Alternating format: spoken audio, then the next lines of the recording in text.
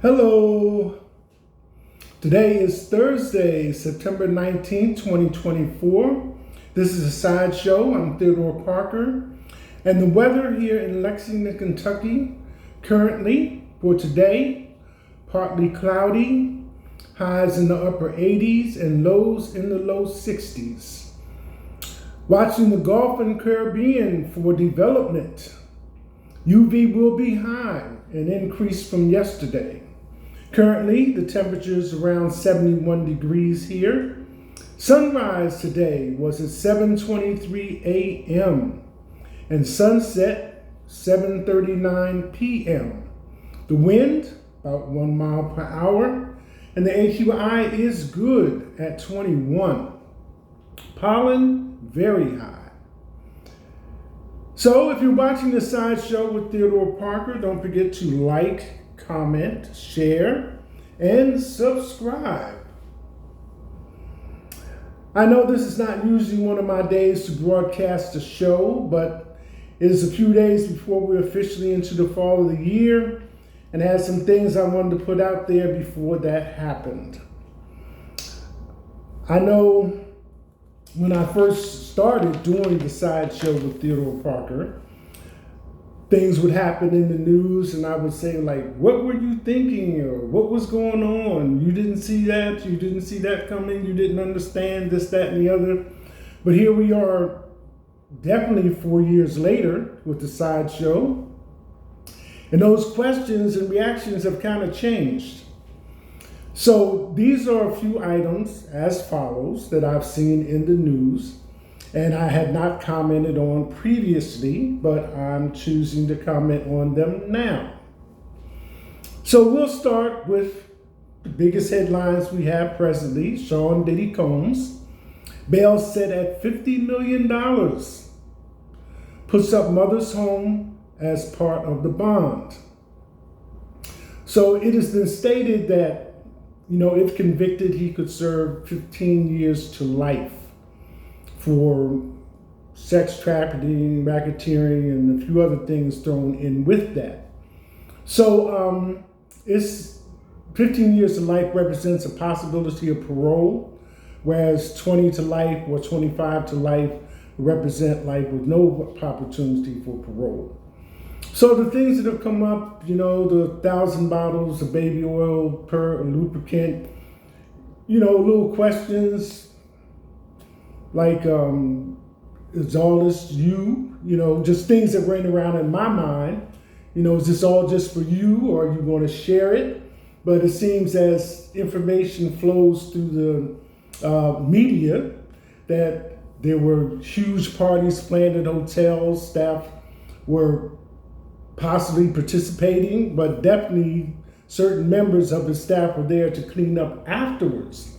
But still, 1,000 bottles of anything is a lot. Is this a lifetime supply? So anyway, it keeps on going and reflects back to him saying, no, no. And then the video surfaced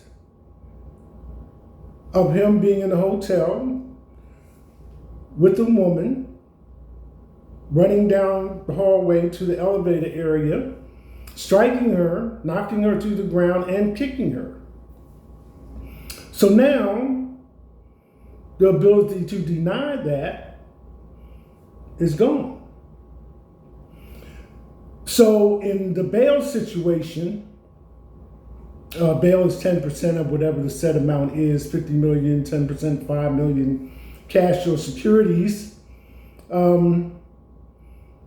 The judge is not letting him out on the basis that he, with this type of activity going on in his criminal accusations and what he's being accused of and involved in, that he would be a danger to the community. So he's got to stay in jail. The lawyer wanted him to be under house arrest.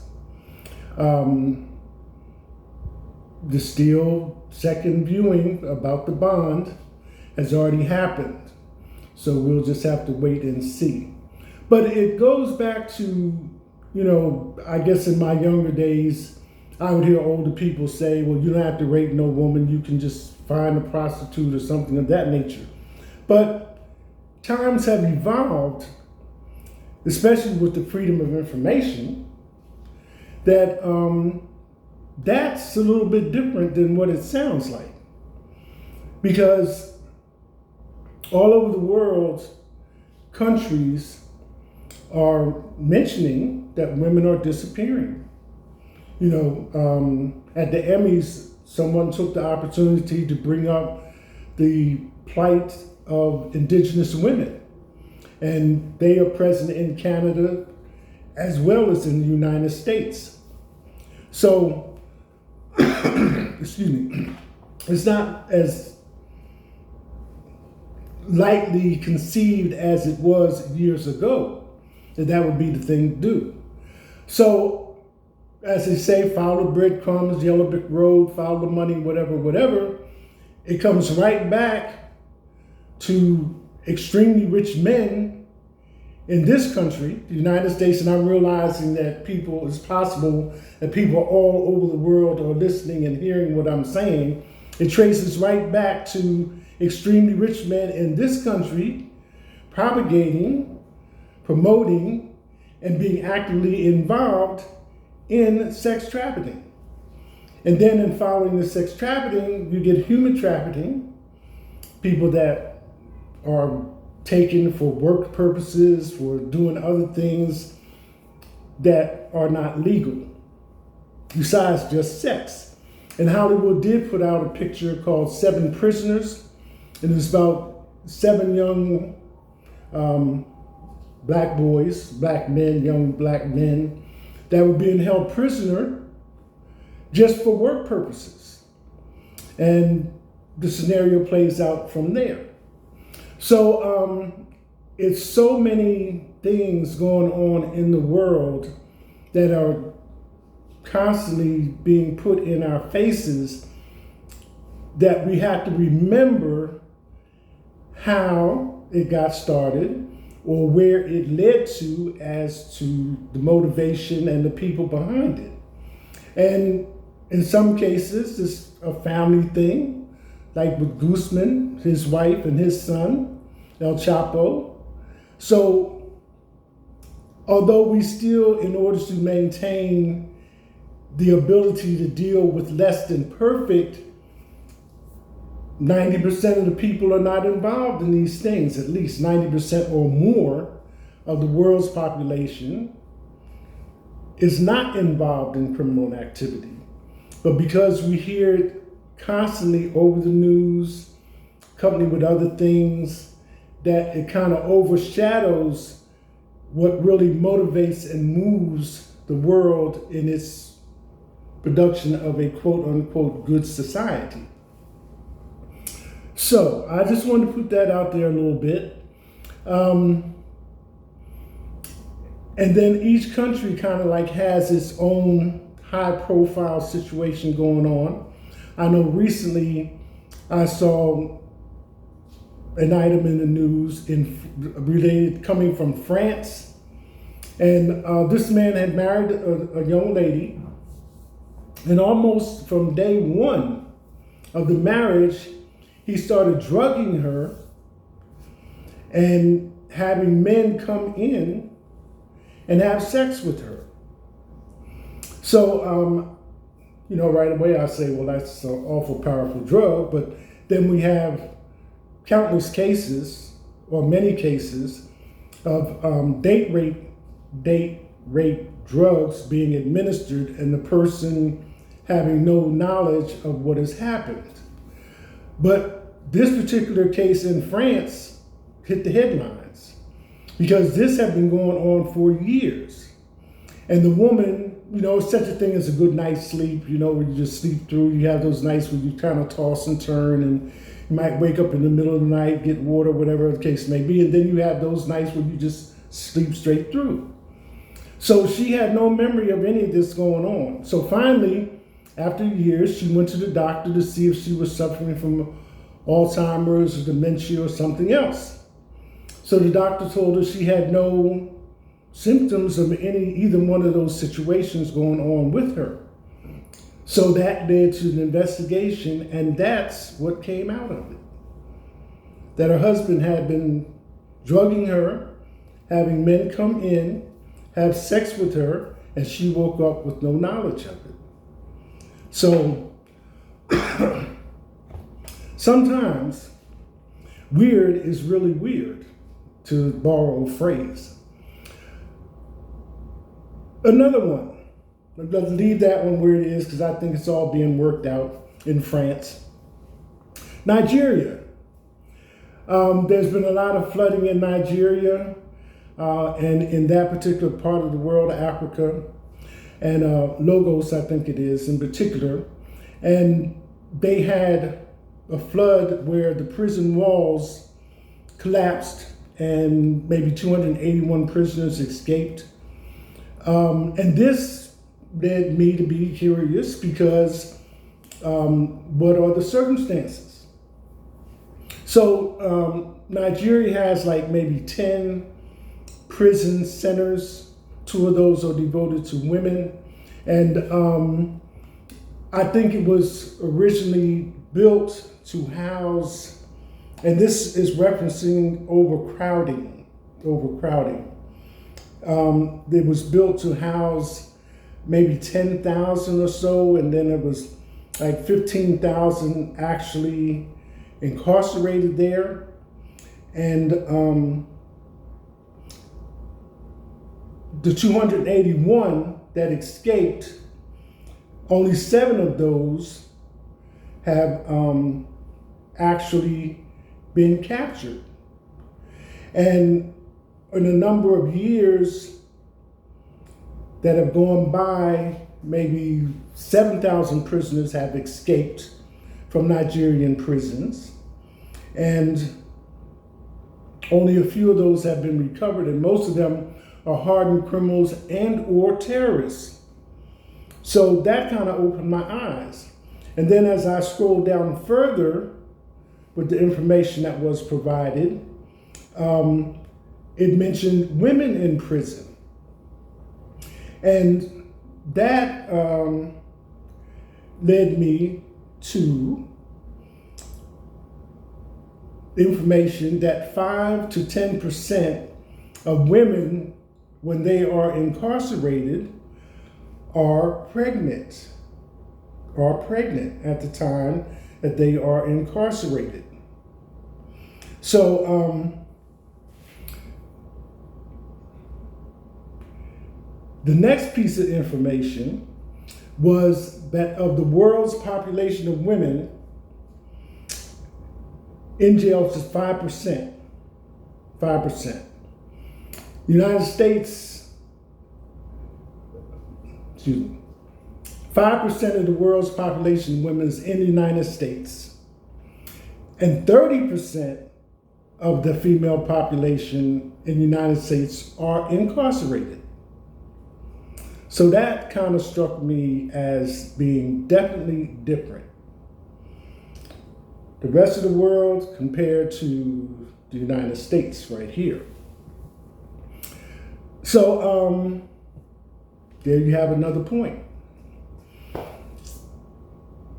Here in Kentucky, manhunt for the I-75 shooter ends after Kentucky couple find body in live stream. This has been going on for, I think my last check was 9 days or more. Schools have been closed, and that's like in the way Kentucky is shaped, the northeastern, or what we refer to as eastern Kentucky, central Kentucky, and western Kentucky, northern Kentucky. But it's on the east end of Kentucky towards the north where all this was happening, Jackson, etc., like that. So they had just about closed down almost all of that, almost down to central on I-75, trying to capture this man. So now he's been found dead. Ooh. Okay. Several states have incorporated, kind of set it up a little bit. Almost anywhere you go, you'll find homeless people. Okay? We can agree on that.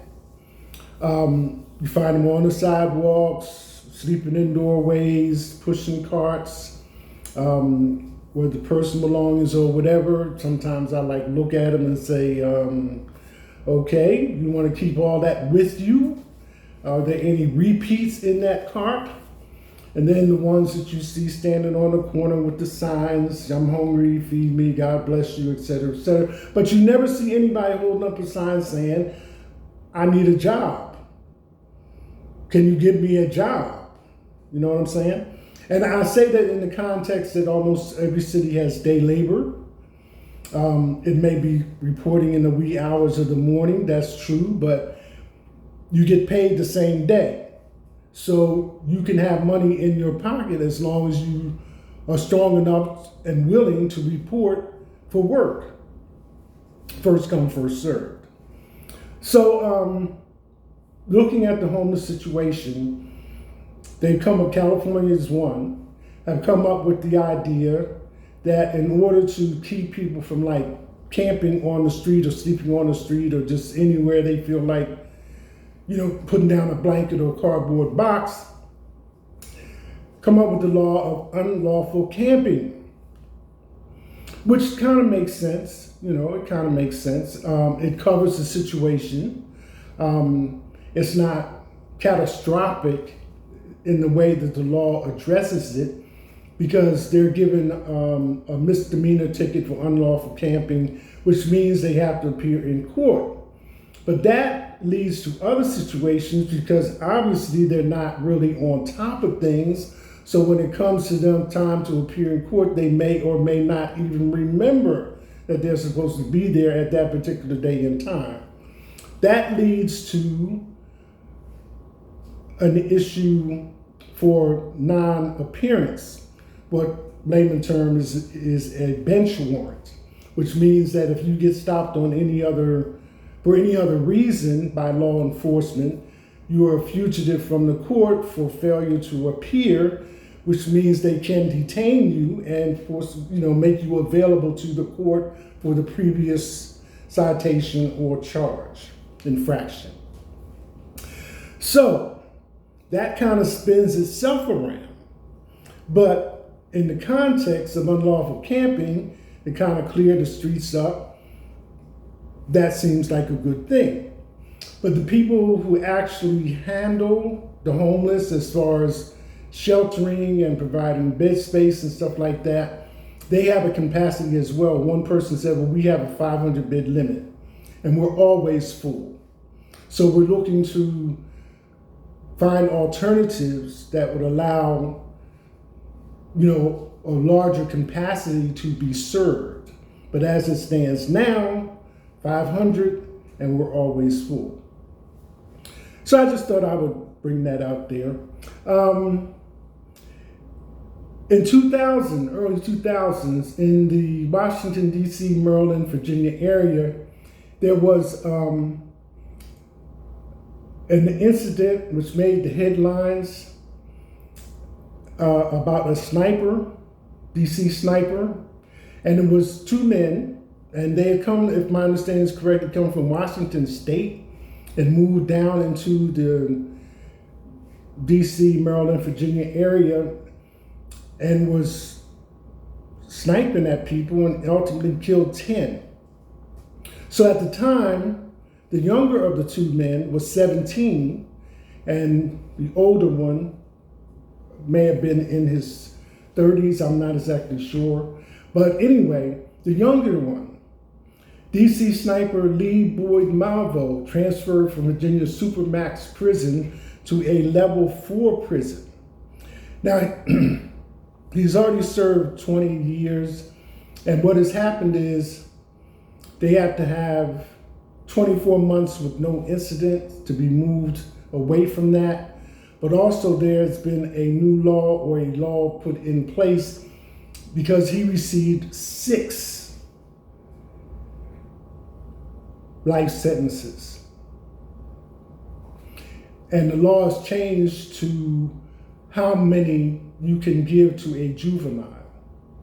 So because of that,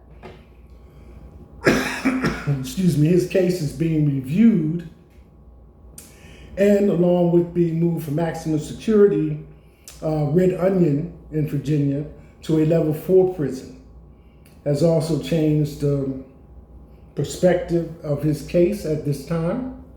So that's where we are with that.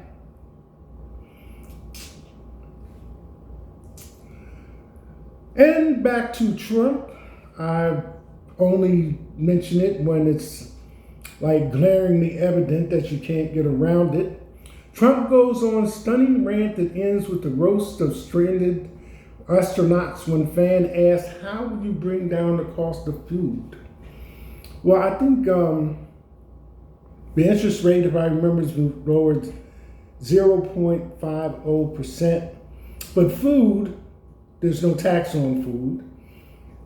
And I just kind of like handled well, I've always seen prices go up. So I've hardly ever seen them come down. So the question is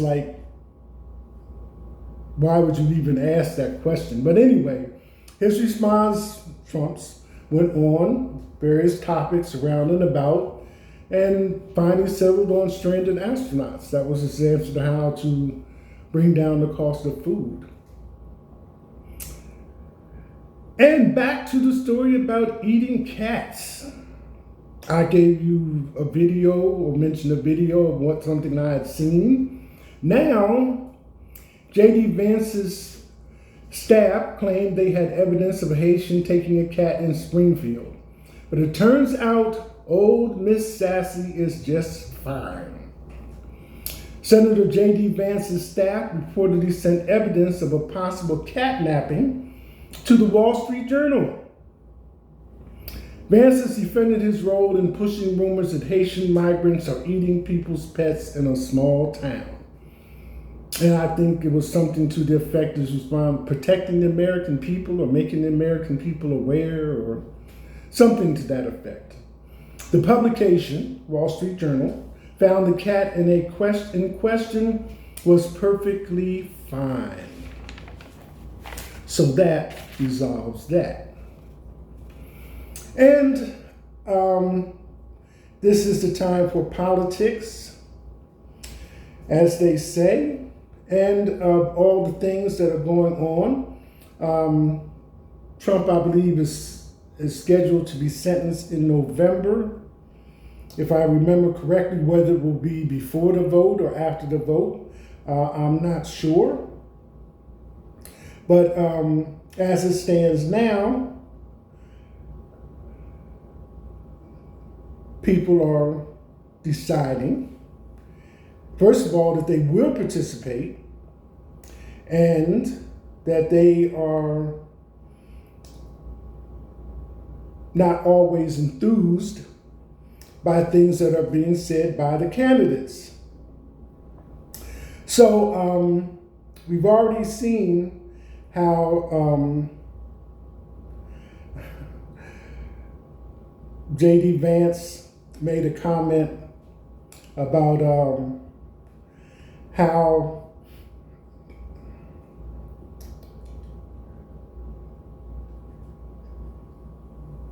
the candidates, especially between the Haitians and Kamala Harris being a cat woman, and this led to her, speaking about Kamala Harris, being included in a cat woman thing. So I'm saying all this to get to this. She's married, she's been successful in help raise her 2 stepdaughters, and that has been her choice. But when Taylor Swift endorsed her as her candidate of choice, she sent her a plaque or some type of recognition of it and signed it Taylor Swift, a cat person or cat woman or something to that effect, whether it was childish cat woman. I was trying to find the exact quote so I wouldn't just say it off willy-nilly. But she kind of validated herself as belonging in the same set of circumstances as Kamala Harris. So that's the point that I was trying to make with that comment.